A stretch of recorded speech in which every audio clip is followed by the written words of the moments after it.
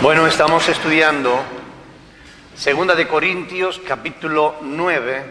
Nos quedamos en el versículo 6 y estábamos hablando de que si vamos a ser coherentes con nuestra fe, más nos vale que incluyamos la generosidad como parte de la vida cristiana, porque Dios bendice a los que son generosos, ¿verdad? Estamos hablando de la ofrenda desde una perspectiva bíblica. Vamos a leer el versículo 7, donde dice ahí, Segunda de Corintios, capítulo 9, versículo 7, dice ahí, cada uno dé como propuso en su corazón, no con tristeza, ni por necesidad, porque Dios ama al dador alegre. Amén. Aquí está la doctrina cristiana de la mayordomía de la iglesia, de la administración de la iglesia. Yo quiero enseñarles un principio o norma de la hermenéutica. Saben que les he enseñado que la hermenéutica es la ciencia que estudia los principios o normas que deben regir la correcta interpretación de la palabra de Dios. Si queremos interpretar correctamente la Biblia, debemos conocer hermenéutica. Debemos tener en cuenta ciertos principios, ciertas normas, sin las cuales no podemos interpretar correctamente la palabra de Dios.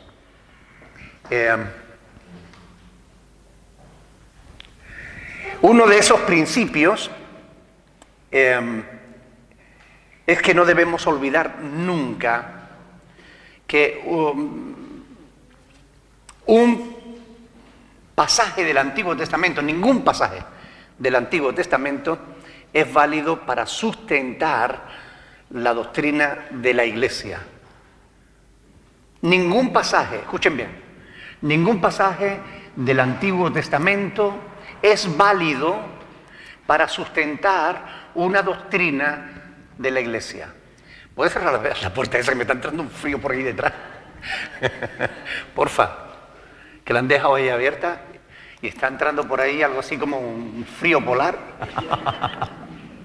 ¿Verdad que sí? Este pastor Andrés está intentando hacer un pastorcidio aquí. Hasta la puerta abierta me estaba quedando.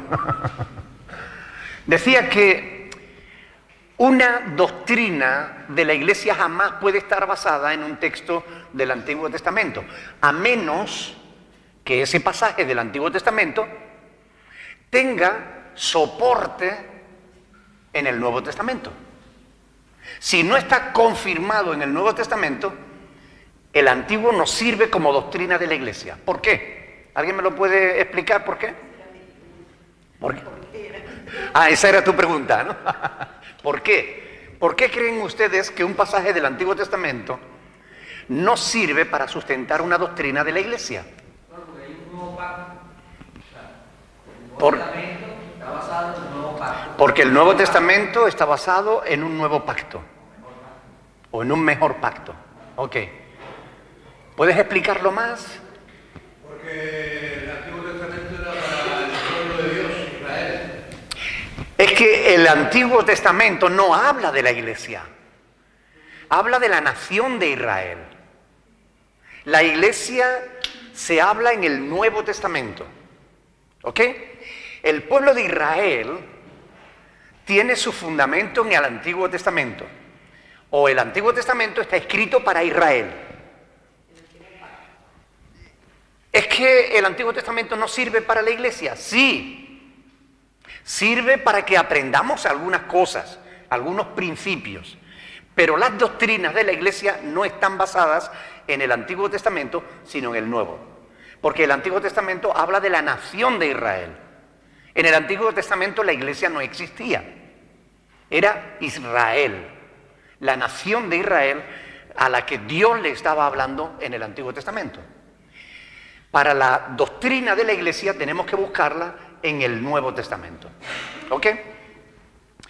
No saber diferenciar entre Israel y la Iglesia o confundir Israel con la Iglesia es un error que además conlleva muchos otros errores doctrinales. Para quienes estén interesados en la diferencia entre Israel y la Iglesia, en nuestra página web, en preguntas y respuestas, tienen ahí un estudio, sobre las diferencias entre Israel y la Iglesia. Y ustedes verán que hay un montón de diferencias. Por tanto, decir que la Iglesia es el Israel espiritual es un error mayúsculo que lleva a otros muchos errores doctrinales. Por eso mucha gente se confunde, porque no saben diferenciar. No, es que Israel era el pueblo de Dios y ahora el pueblo de Dios es la Iglesia. Así que la Iglesia sustituye a Israel y las promesas de Israel pasan a la Iglesia. No, señor, eso no es así. No hay base bíblica para afirmar tal cosa. ¿Ok? Israel es un pueblo que fue desechado en parte por su rebeldía. Y Dios instituye la Iglesia. Y en la Iglesia ya no hay judíos ni gentiles. En la Iglesia todos somos uno en Cristo Jesús. Gálatas 3:28. ¿Ok? Pero es importante entender esto. No confundamos a Israel con la Iglesia. Son dos cosas totalmente diferentes. Teniendo eso en mente, ¿ustedes creen que es lícito exigir el diezmo a la Iglesia? ¿Por qué no? Era una ley para el pueblo judío. Era una ley para el pueblo judío. Es una ley del Antiguo Testamento para la nación de Israel. Y entonces, ¿la Iglesia no tiene que dar diezmos? ¿Diezmo? Bueno, pues esto es importante entender. ¿Cómo se sostiene la Iglesia? En base a ofrendas. ¿Veis? Porque es lo que se enseña en el Nuevo Testamento para la Iglesia.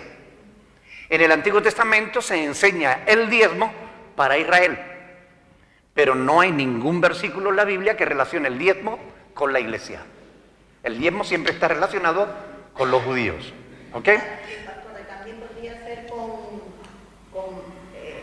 digamos que el diezmo en esa época era más que nada comida para la gente necesitada. El diezmo era comida para la gente necesitada, para sustentar el ministerio de los levitas o sacerdotes y también para celebrar una fiesta al Señor que se hacía una vez al año. ¿Ok?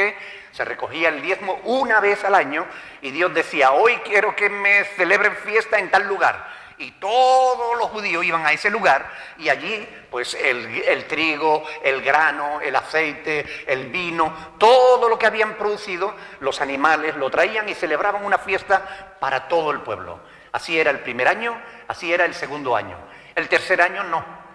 El tercer año todos esos diezmos se almacenaban porque era para los ministerios y para las viudas y los huérfanos. Y de esa manera el pueblo de Israel se sustentaba el ministerio. Al séptimo año no se recogían diezmos, porque los campos no se sembraban, no había cosecha, nada de eso. ¿Okay? Por tanto, era un tema relacionado con el pueblo de Israel que nada tiene que ver con la Iglesia.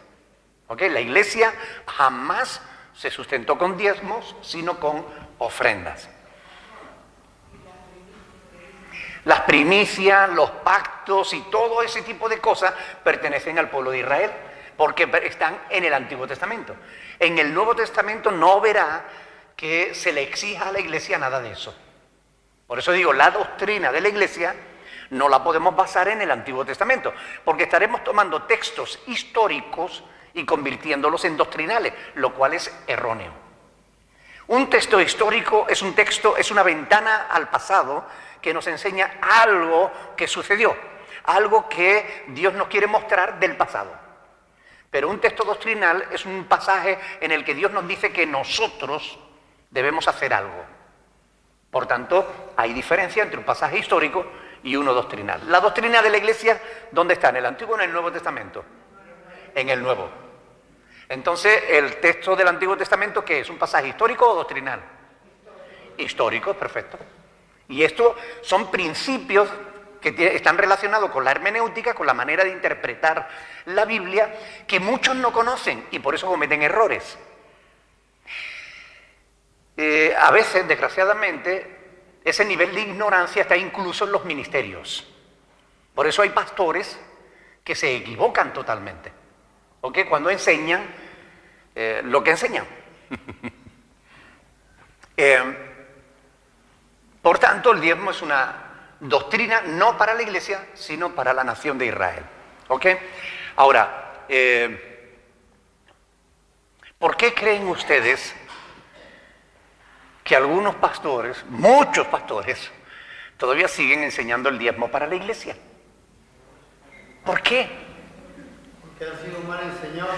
Porque han sido mal enseñados. Bueno, pues si han sido mal enseñados y ellos no se preocupan de saber si lo que le han enseñado es correcto o no, otros porque realmente, aún sabiendo la verdad, siguen haciéndolo porque les conviene, ¿no? Porque consiguen dinero de esa manera, ¿no? O sea, por ignorancia, Por falta de fe también. por falta de fe, por ignorancia o por negocio, ¿verdad?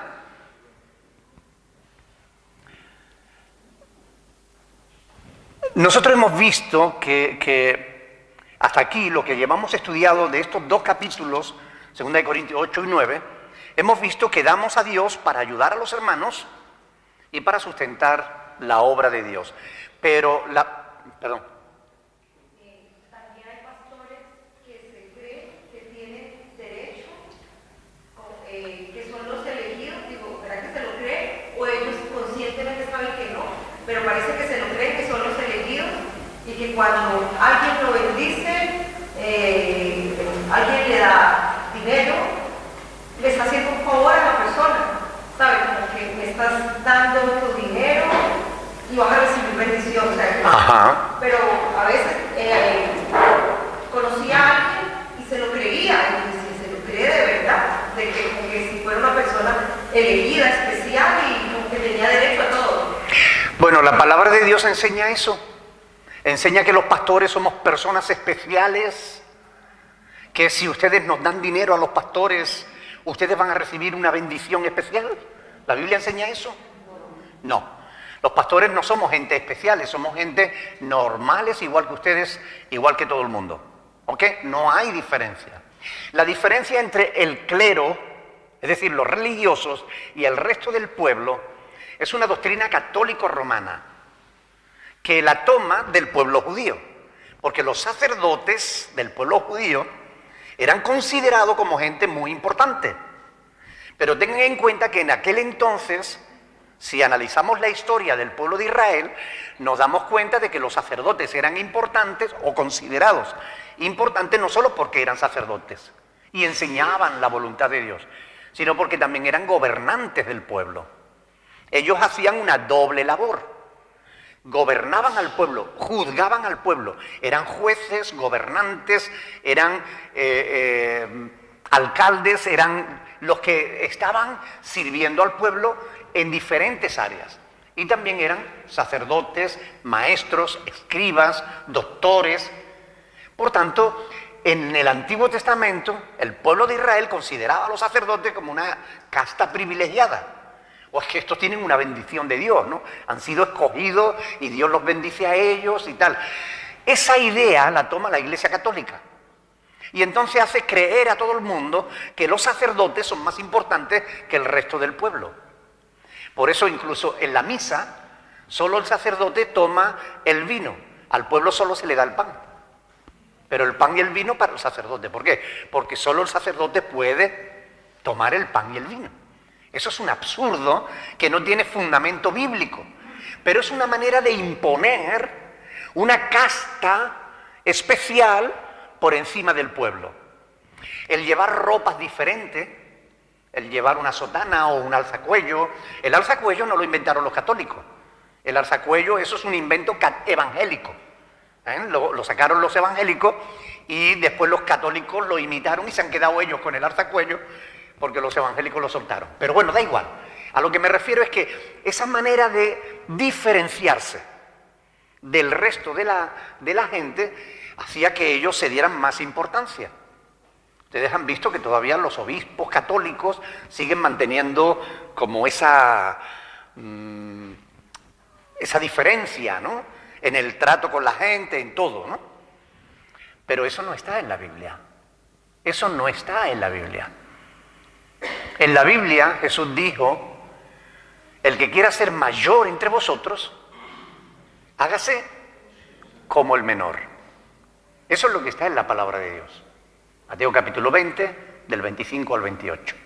Por tanto, no es una actitud bíblica que un pastor considere o enseñe incluso, si ustedes bendicen al siervo de Dios, Dios les bendecirá a ustedes. Eso es falso. ¿Ok? Eso no está en la Biblia.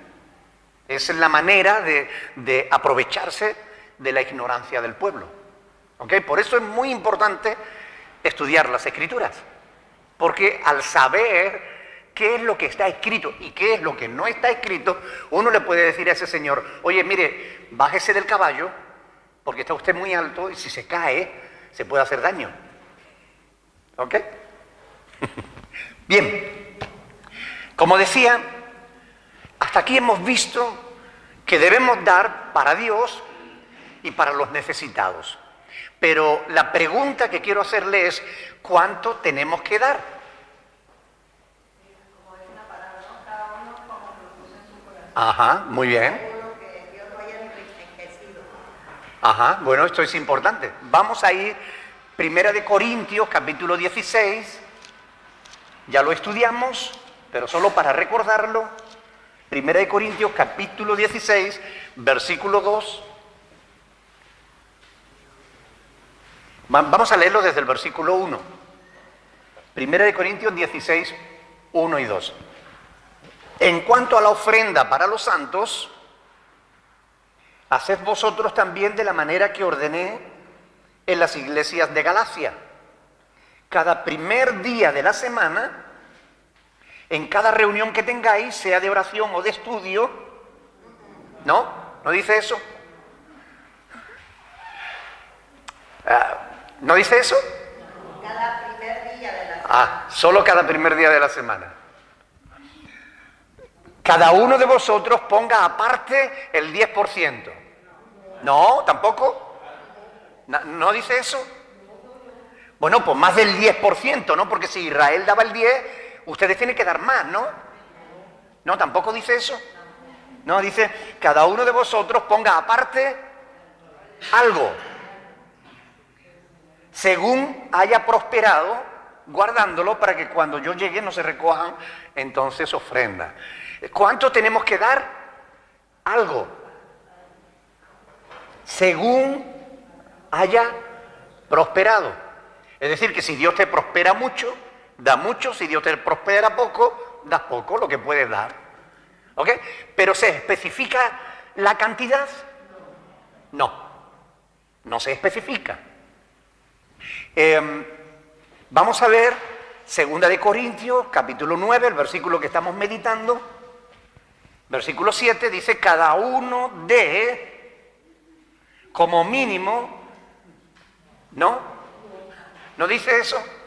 Cada uno dé como propuso en su corazón. Es decir, uno puede proponer dar el 1%. Otro puede proponer dar el 60%. O a lo mejor puede dar un día una cosa y otro día otra. No siempre el mismo porcentaje. Según como haya prosperado. Ahora, ¿de quién debe ser la propuesta? Es decir, ¿debe la iglesia o el pastor proponer que se dé un porcentaje concreto? ¿Quién debe decir qué porcentaje debe dar? ¿Quién debe decidirlo? Cada uno en particular. Este es un asunto entre el creyente y Dios. Es por gratitud que damos, según hayamos recibido, o sea, como dice la palabra, con gozo, no con tristeza. Ahora vamos a hablar de cómo, pero estamos hablando del cuánto. ¿Ok? Es decir, ¿qué pasa si yo como pastor propongo que debes dar como mínimo el 10%? Pues está tergiversando lo que dice la Estoy tergiversando lo que dice la palabra, ¿verdad? Además, te estaría poniendo bajo la ley de Moisés, ¿verdad? Porque el diezmo pertenece a la ley mosaica. ¿Y qué pasa si imponemos un artículo de la ley? Que obligamos a la gente a cumplirlos todos. Lo hemos explicado varias veces, pero nunca está de más. La ley es un bloque que no se puede dividir a cachitos. Yo no puedo tomar de la ley lo que me interesa y dejar el resto. O me justifico por la ley, o me justifico por la fe. Pero no puedo hacer las dos cosas al mismo tiempo. ¿Ok? O estoy bajo la ley, o estoy bajo la gracia. Pero no puedo poner un pie en el Antiguo Testamento y otro en el Nuevo. Porque no es correcto. ¿Qué piensan? ¿Podrá alguno justificarse por las obras de la ley? Lo dice la Escritura, ¿verdad? Vamos a ir a un texto en Romanos capítulo 3. Romanos capítulo 3. Vamos a leer a partir del versículo 19. Y es muy revelador lo que dice aquí Pablo, porque es importante que lo conozcamos. Porque dice, versículo 9, 3:9, Romanos 3:9, porque sabemos que todo lo que la ley dice, ¿lo dice a quiénes? 3:19. ¿Qué dije yo? Perdón. Un lapsus. 3:19. Pero sabemos que todo lo que la ley dice, lo dice a los que están bajo la ley, para que toda boca se cierre y todo el mundo quede bajo el juicio de Dios. Ya que por las obras de la ley, escuchen bien, ningún ser humano será justificado delante de él. Porque por medio de la ley es el conocimiento del pecado. Miren el versículo 28. Concluimos pues que el hombre es justificado por fe, ¿qué dice? Sin las obras de la ley. Algunos me han preguntado, me han dicho, bueno, aunque yo sepa que el diezmo no es una obligación de la iglesia, ¿qué tiene de malo que yo diezme? Si yo decido diezmar por mí mismo, eso no es pecado, ¿o sí? ¿Qué tiene de malo que yo diezme? Está cumpliendo la ley y no se debe cumplir la ley, sino toda o ninguna. Se está pecando en eso, ¿no? Claro, la respuesta es simple, tiene lo mismo que ver que si te circuncidas. Vamos a ir a un pasaje en Gálatas, capítulo 5. ¿Qué tiene de malo cumplir el diezmo? Pues lo mismo que cumplir la circuncisión, por poner un ejemplo. Gálatas, capítulo 5, versículo del 1 al 6. Dice ahí el apóstol Pablo, estad pues firmes en la libertad con que Cristo nos hizo libres, y no estéis otra vez sujetos al yugo de esclavitud.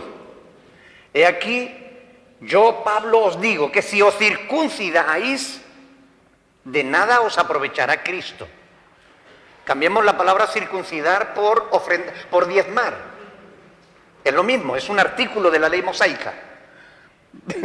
He aquí yo, Pablo, os digo que si diezmáis, de nada os aprovechará Cristo. Y otra vez testifico a todo hombre que se circuncida, que está obligado a ¿qué? A guardar toda la ley. Es decir, otra vez testifico a todo hombre que si diezma, está obligado a cumplir toda la ley. De Cristo os desligasteis los que por la ley os justificáis, de la gracia habéis caído. Pues nosotros por el Espíritu guardamos por fe la esperanza de justicia, ¿verdad? Porque en Cristo Jesús ni la circuncisión vale algo, ni la incircuncisión, sino la fe que obra por el amor. Así de modo que, ¿qué tiene de malo que diezme?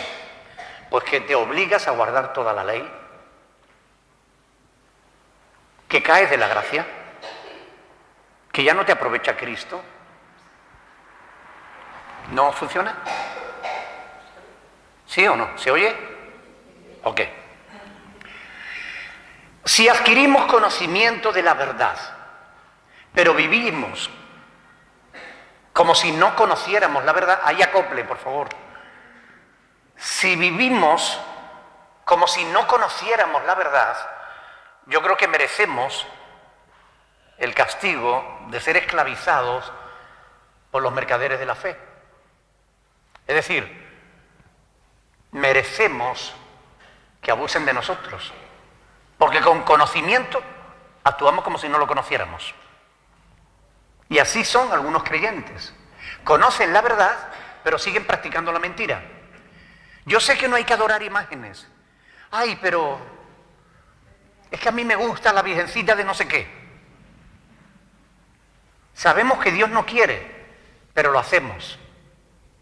Sabemos que Dios no quiere que se diezme, sino que se ofrende. Pero, ay, es que yo estoy acostumbrado a diezmar. Entonces, si actúas teniendo conocimiento, actúas como si no lo tuvieras, realmente merece que abusen de ti. Merece que te engañen.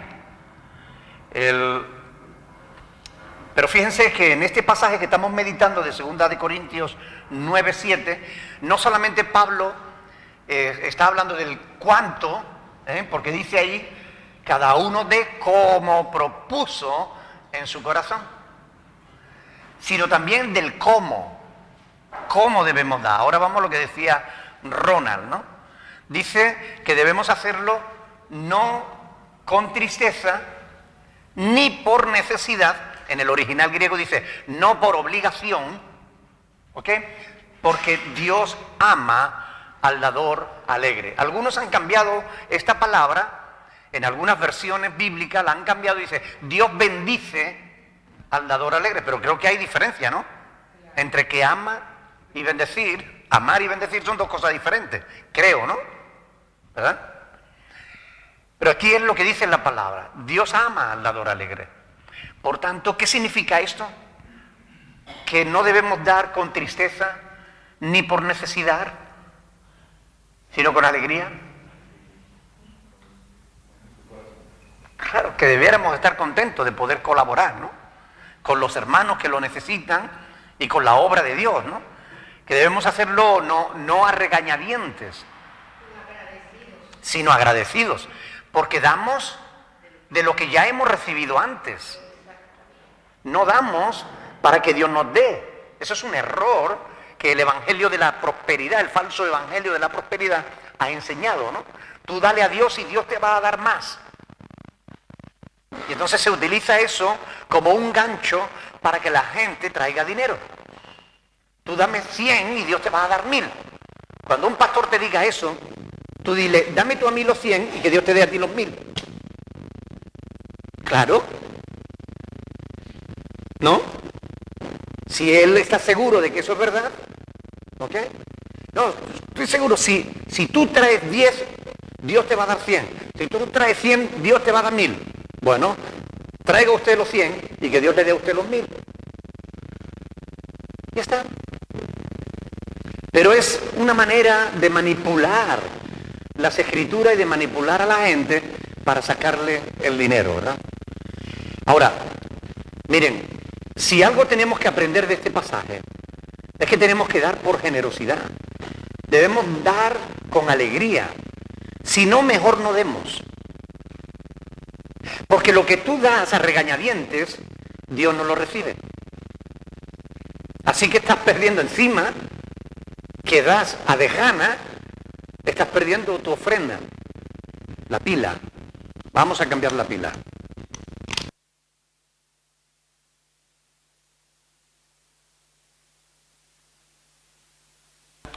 Hacemos que esto funcione bien, ¿no? ¿Se oye mejor o no? Sí, bueno.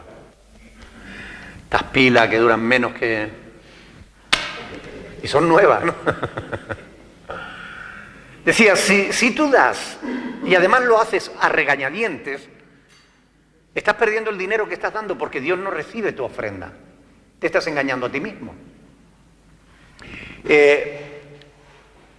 ¿No fue eso lo que pasó con Caín y Abel? ¿Verdad? ¿Qué diferencia había entre la ofrenda de Caín y Abel? Porque los dos presentaron ofrenda. Caín trajo del fruto de la tierra y Abel trajo del fruto del ganado.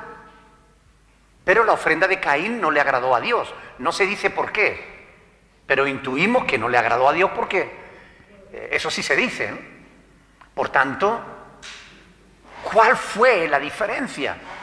La cantidad pudiera ser. Yo me inclino más a pensar que pudiera ser la manera en que él la dio.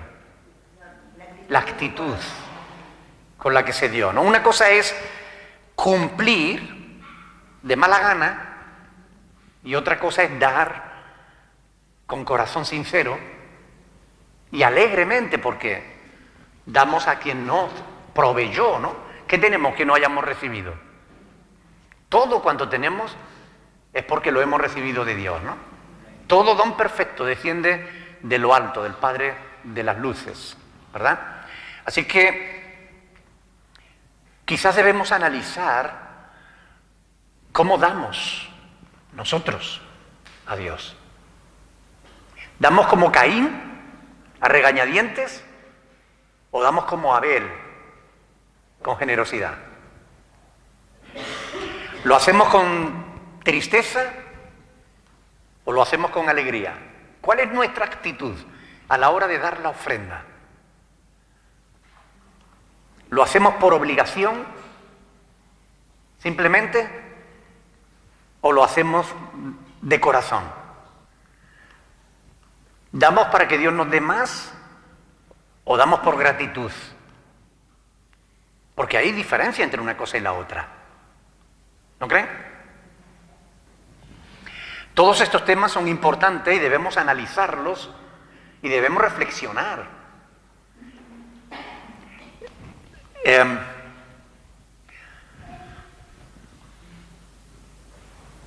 Muchas veces, yo hace años que no cuento la ofrenda. La contaba cuando estaba de diácono, ¿no? Pero yo recuerdo que a veces en la ofrenda había un montón de moneditas menuditas, ¿no? Un montón de moneditas menuditas. Y apenas unos poquitos billetes, ¿no? Y uno decía, Señor, qué cosa, ¿no? ¿Cómo nos cuesta, ¿no? Hay quien dice que lo último que se convierte es la cartera, ¿no? Dice que había un cristiano trabajando, le cayó un hierro por la cabeza y hasta que no le llegó al bolsillo no dijo, ¡ay!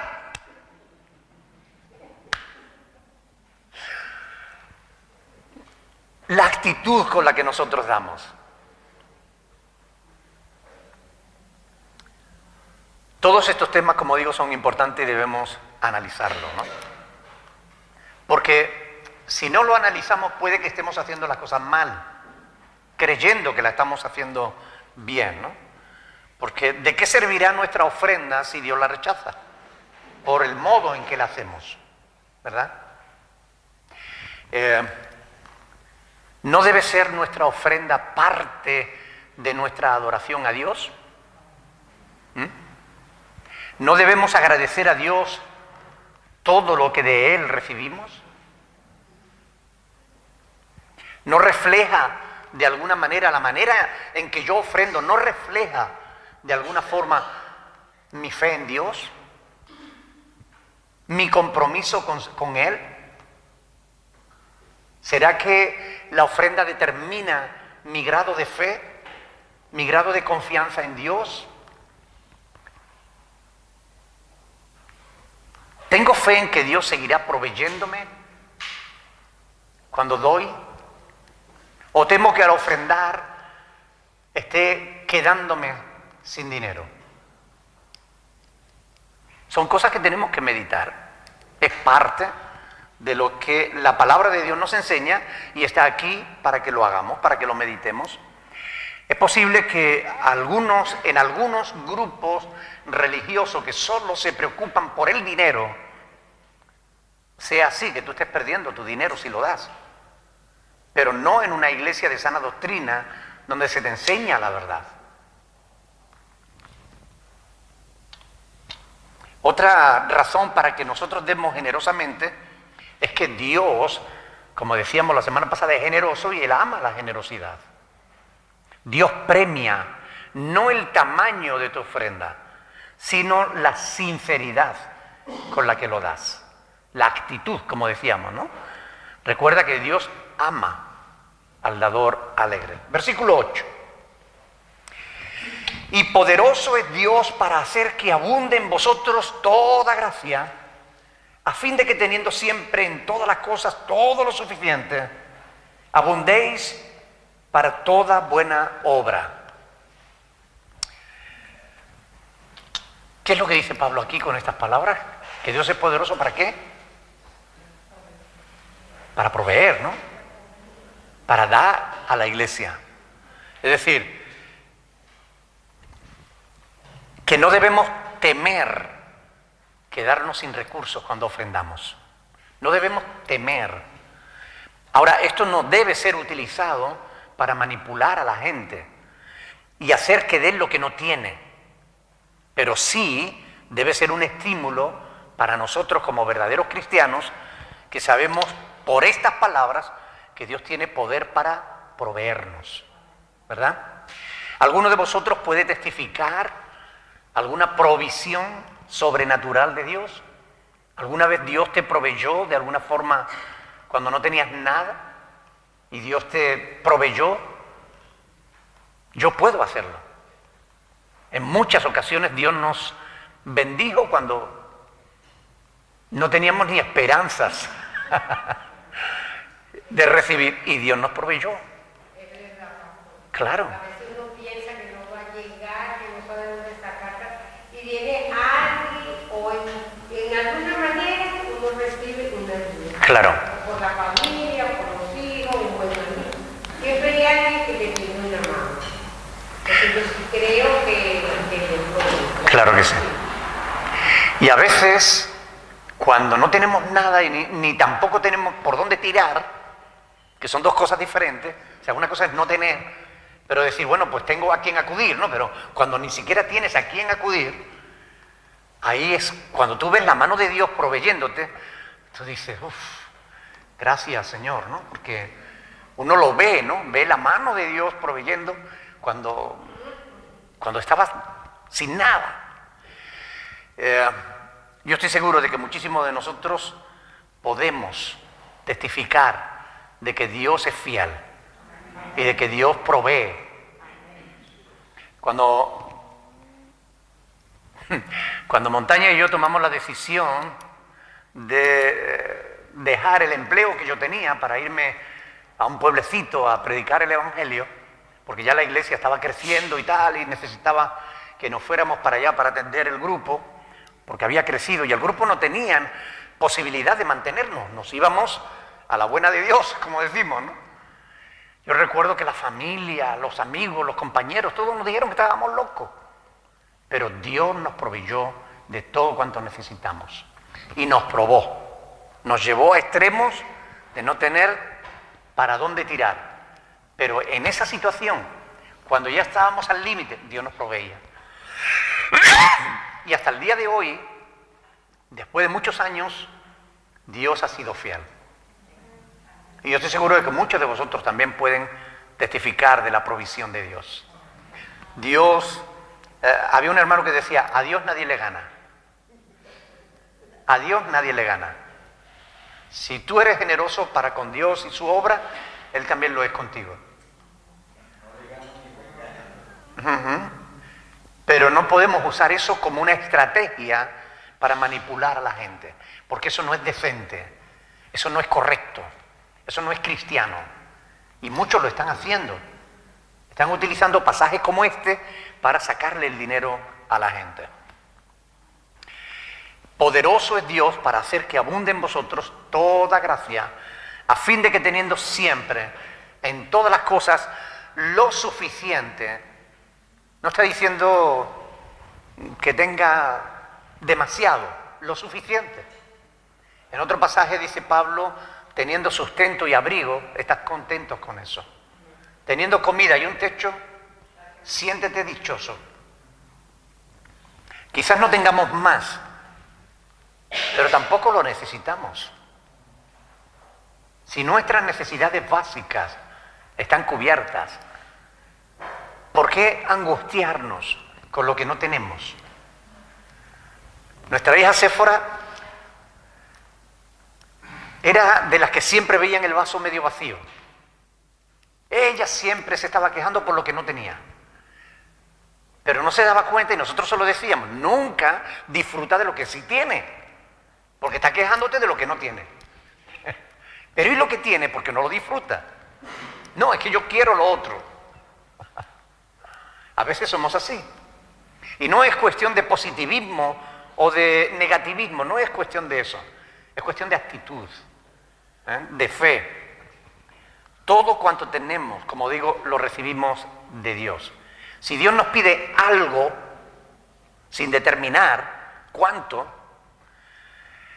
para que ayudemos a otros o para que sostengamos la obra, yo creo que Dios no nos está pidiendo más de lo que podemos dar, porque Él no nos pide lo que no tenemos.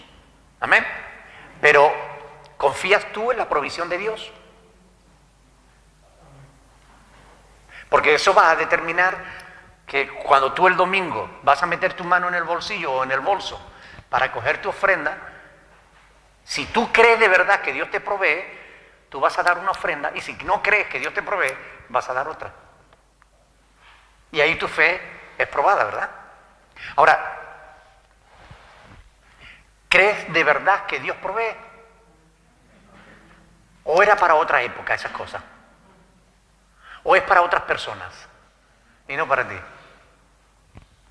¿Será que Dios lo dejó así al criterio de cada uno para eso, para probarnos?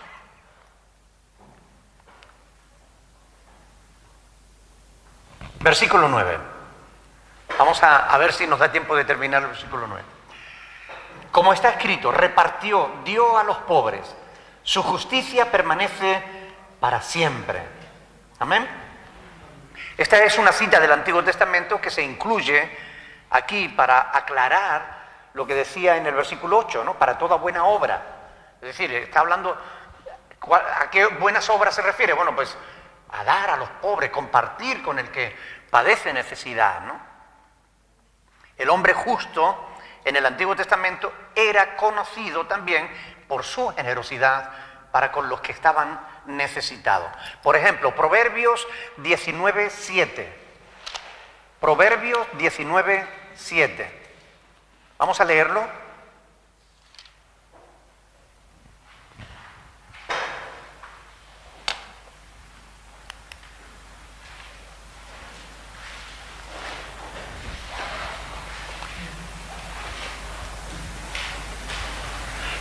No es este, esperen un segundito porque me he equivocado. Un segundito.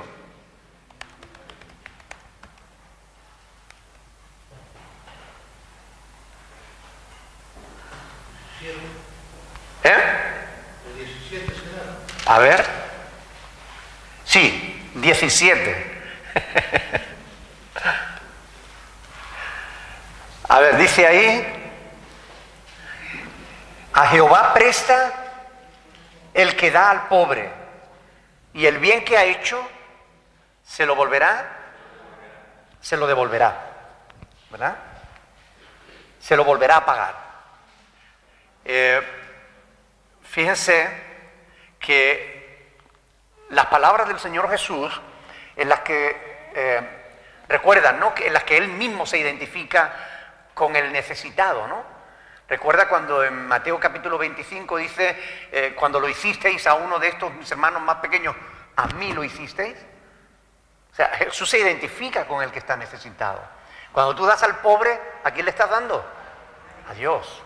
Y esto es lo que la palabra de Dios nos enseña, ¿no? Pablo espera que los corintios imiten realmente este modelo del hombre justo del Antiguo Testamento, ¿no? El que presta al pobre, el que da con generosidad al que lo necesita. O como dice en 2 Corintios 6:10, ¿no? Dice, como pobres, mas enriqueciendo a muchos, ¿no? Como no teniendo nada, pero más poseyéndolo todo, ¿no? Ahora, debemos cuidar de no ser hipócritas, porque escrito está, guardaos de hacer vuestra justicia delante de los hombres. Hay quien, al meterse la mano en el bolsillo para echar la ofrenda, hace así para que todo el mundo vea el color del billete que va a soltar, ¿no?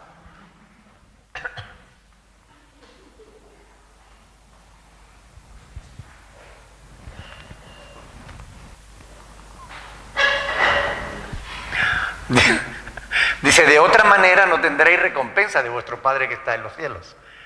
Si hacemos eso, en internet hay muchos vídeos, ¿no? Donde uno va y se quita la camisa y se la da a otro, ¿no? Y después lo cuelga en el YouTube, ¿no? ¿Qué dice la palabra? Dice, lo que haga a tu izquierda que no se entere la derecha, ¿no? ¿Verdad?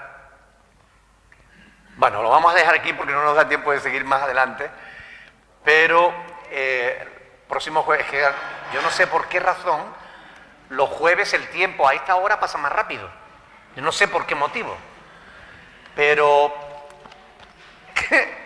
el jueves, si Dios quiere, vamos a terminar, el próximo jueves, si Dios quiere, terminamos el capítulo 9 y ya podemos comenzar el capítulo 10. Vamos a dejar la ofrenda atrás y vamos a seguir adelante con la epístola del apóstol Pablo a los Corintios. ¿Alguna pregunta? Bueno, entonces nos ponemos de pie para orar. Estamos viendo que Dios quiere que nosotros seamos generosos, pero quiere que lo hagamos de mutuo propio, que lo hagamos por nosotros mismos, que seamos generosos sin decirnos cuánto tenemos que dar, pero que lo que demos lo demos de corazón. Lo demos con alegría, si no, mejor no nos lo demos. ¿Amén? Si el domingo, cuando se va a recoger la ofrenda, tú te sientes mal porque tienes que dar, mejor no des. Guárdatelo. ¿Vale? No queremos tu ofrenda. Vamos a orar al Señor, vamos a darle gracias a Dios porque Él es bueno y su palabra nos enseña. ¿Amén? Lo que tenemos que hacer y lo que no tenemos que hacer. Y lo que tenemos que hacer, cómo debemos hacerlo. Así que alguien, por favor, con voz potente, que nos despida en oración dando gracias al Señor por su palabra.